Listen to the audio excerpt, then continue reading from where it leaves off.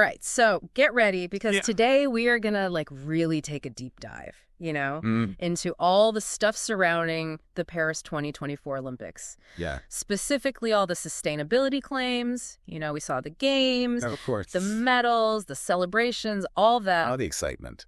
But did anyone stop and think about what all of that did to the environment? Right. So was Paris 2024 really as green as they wanted everyone to think? Yeah, that's the question, isn't it? I mean, we've got articles here from, let me see, Olympics.com, Scientific American, even the Wall Street Journal. Wow. Oh, and we even found a petition signed by a bunch of Olympians. Interesting. And let me tell you, it's a whole lot more complicated than just like doing a victory lap, It really is. It's Yeah. a super interesting look into how hard it is to make these huge events, like the Olympics, actually sustainable. Yeah. We're talking thousands of people, tons of new buildings and stuff, and the whole world's watching. Right. So are they really making things better or just trying to look good? Exactly. So Paris 2024, they made some big promises, right? They did. Like their aquatic center, Uh-huh. it had this massive roof covered in solar panels. I remember seeing that. And it generated like a huge chunk of the energy it needed. Really impressive. And then the Olympic Village. Yeah. They built that whole thing with like wood they got from right around Paris. Wow. And they used a ton of recycled plastic too. That's great. Oh, and they planted thousands of trees all over the city. Thousands. Yeah. Sounds pretty good so far, right? On the surface, yeah, it sounds like they were really trying. Right. But we got to ask, were they really doing this for the planet? Mm-hmm. Or was it just a way to, look good and get people excited about the games? Oh, so you're saying like they were using sustainability as a marketing ploy to get all those like eco-conscious consumers on board. Right. Kind of makes you think, huh? It does. So how do we even know what's real and what's just greenwashing? Because some of these articles, like the one from Scientific American, they were saying that Paris 2024 was basically just trying to distract everyone with all these flashy projects while they were ignoring the bigger problems. Oh, like what? Well, they said the games just need to be smaller overall. Makes sense. And that they really needed to deal with all the travel. Oh, yeah. Since everyone's flying in from all over the world. Right. All those athletes and spectators. Yeah. And they said there needs to be way more honesty about how much all of this is impacting the environment. That's a really important point. Yeah. Because think about it. One of the studies we read said that more than 85%. 85%. Yeah, 85% of all the greenhouse gases that come from these big sporting events Wow. come from people traveling to them. So like all the planes and stuff. Exactly. Is there even any way to make up for that? Yeah, is it even possible to offset that kind of impact? Even with all the solar panels and all the trees they planted? It makes you wonder. But it really does. Yeah. It kind of makes you think about all the times you've traveled for a big event Yeah. and what your part in all of this really is. Huh. That's a good point. And the crazy part is, What? they're talking about how sustainable everything is. Right. But then they do things that make no sense, like that skate park they built. Oh, yeah. The one Out of concrete. made entirely of concrete. I mean, did no one tell them that concrete is like one of the worst materials for the environment? Yeah. The Wall Street Journal article said that making concrete is responsible for something like 7% of global carbon emissions. 7%. Jeez. So they build this temporary thing Right. out of one of the most polluting materials out there. It's mind-boggling. And they're calling themselves sustainable. It's wild. It makes you wonder if they even thought about what would happen to that skate park after the games were over. Right. Like, what did they do with it? Did they design it so it could be taken apart and used for something else? That would have been smart. Or did they just tear it down and add to the already huge waste problem? That's what I'm thinking. It's a shame. And then there's the whole Coca-Cola thing, Oh, yeah. which just feels like, the biggest sustainability fail ever. How so? Remember all that talk about getting rid of single-use plastics? Uh-huh. Well, their biggest sponsor, Coca-Cola, they couldn't put in enough water fountains to make that happen. Oh, no. And it just shows how these big sponsorships can totally mess up all the good intentions, It happens all the time. So what did they end up doing? I don't know what. They poured drinks from plastic cups into reusable ones. You're kidding me. I'm serious. What was even the point of that? It's like they just wanted to look good, not actually make a difference. It really does feel that way sometimes. Right. And it just goes to show you how easy it is to just slap a green label on something and call it a day. It's so frustrating. It is, but it's interesting. What? All this sparked a pretty big backlash. Really? Yeah. We found this petition, signed by over 100 Olympians. They're demanding that those big sponsors, like Coke and Pepsi, actually make reusable packaging the norm. So not just an option. Exactly. They want it to be the standard. That's a big ask. It is, but they cited some research that showed that if we could just increase the use of reusable packaging by 10%. Just 10%. Yeah, by 2030, we could get rid of 1 trillion. Wait, 1 trillion? Yeah, 1 trillion single-use bottles and cups. Wow, that's incredible. It is. It makes you think, are they focusing on the right things? I mean, this petition, it's all about changing the whole system, not just these little one-off projects. It's about getting to the root of the problem. Not just covering it up with a green Band-Aid. Exactly. So it's more complicated than it seems. Way more. There's a lot more to unpack here. Definitely. It's all about thinking big picture, you know? Right. And thinking about what happens to something like a building over its whole lifetime, not just while it's being used. I get it. So are you basically saying that the Olympics just can't be sustainable? Yeah. Is it even possible to have something this huge without, like, messing up the environment? Well, that is the big question, isn't it? It is. The Olympics are kind of tricky. Yeah. You have all these people coming from everywhere. Right. You got to build a ton of stuff. Yeah. And a lot of that stuff is just temporary, you know? True. Plus, you got all these sponsors and all these different interests. And sometimes those interests clash with actually being sustainable. Yeah. It's a lot to juggle. It's like, I don't know. Yeah. Trying to turn a giant cruise ship around really fast. That's a good analogy. Yeah. But that doesn't mean we should just give up. Okay, good.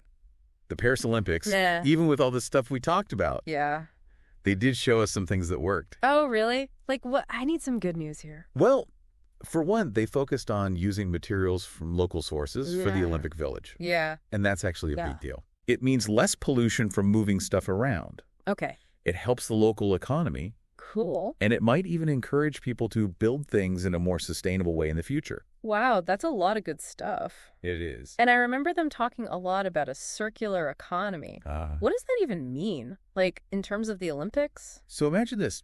Right now, we kind of have this system where we take resources, we make stuff, we use it, and then we throw it away. Yeah, that's pretty much how it works. But a circular economy is all about getting rid of the waste part. Oh. So you keep using things for as long as possible. Interesting. Like imagine if they took all those plastic bottles. The ones from the Coca-Cola thing? Yeah.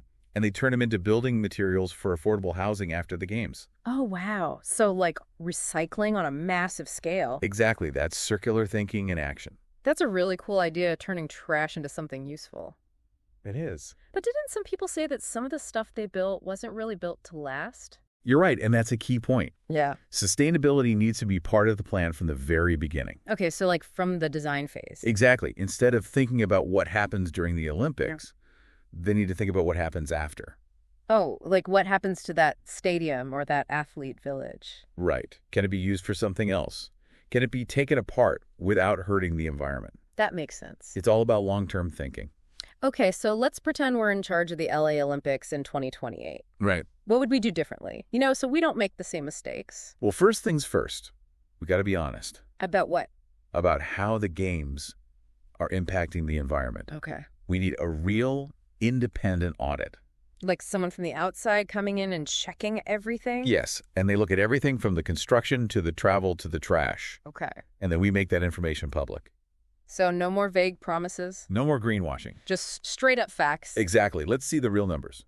And second, we got to go all in on that circular economy we talked about. Okay. We design places that can be used for something else after the games or taken apart easily. Right. We use recycled materials. We use sustainable materials. Yeah. We got to think about the long-term impact, not just how things look for those 2 weeks. So it's about the legacy of the games, not just the medals. Exactly. What about all the sponsors, though?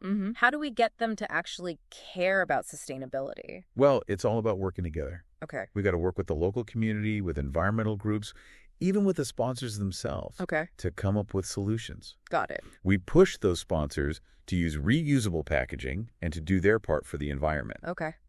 We make sustainability a team effort, not something we fight over. I love that idea. Teamwork makes the dream work. It really does. And what about all the athletes and all the people watching? Oh, they're a huge part of this too. Oh, so. The Olympics are a chance to show people what's possible. Imagine if we showed off all the coolest green technology at the games. If we showed everyone how to live more sustainably. Okay. If we encouraged people to think about the choices they make. Yeah. We could use the games to show the whole world what a sustainable future could actually look like. I love that idea. So inspiring. It is inspiring. But let's be real. Those are big changes. They are. What can normal people, like our listeners, actually do to make a difference? It all starts with knowing what's going on. Okay. And then doing something about it. Okay, so like when companies say they're being sustainable, don't just take their word for it. Right. Do your research. Figure out if they're actually doing what they say they're doing. Exactly. And support the businesses that are actually trying to make things better. Yes. And think about the choices you make every day. Like what? Like how much stuff you buy, Okay. how you get around, what you eat. Yeah. Every little bit counts. I get it. It's about being mindful. Exactly. And most importantly, keep talking about these things. Right. Talk to your friends. Talk to your family. Okay. Tell companies that you want them to do better. Tell the people in charge that you want them to be more transparent. Like, demand better from the people making the decisions. Exactly. The more we talk about this stuff, the more we demand change, the closer we get to a future where sustainability is just how we do things.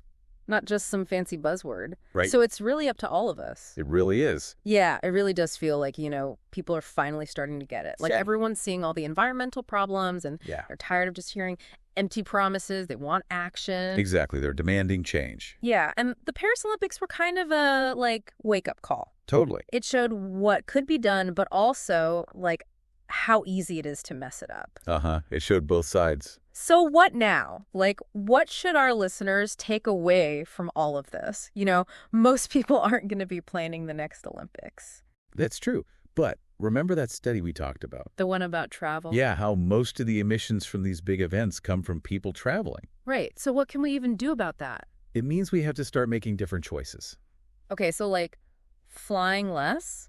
If you can. Yeah. And choosing more sustainable ways to travel when we can. Exactly. Even those small things add up. Wow. So it really does make a difference. It does. And think about where you spend your money. Oh, yeah. Supporting businesses that are doing the right thing. Exactly. Every time you buy something, you're kind of saying, what kind of world do you want to live in? So we're all investors in the future. Like that, yeah.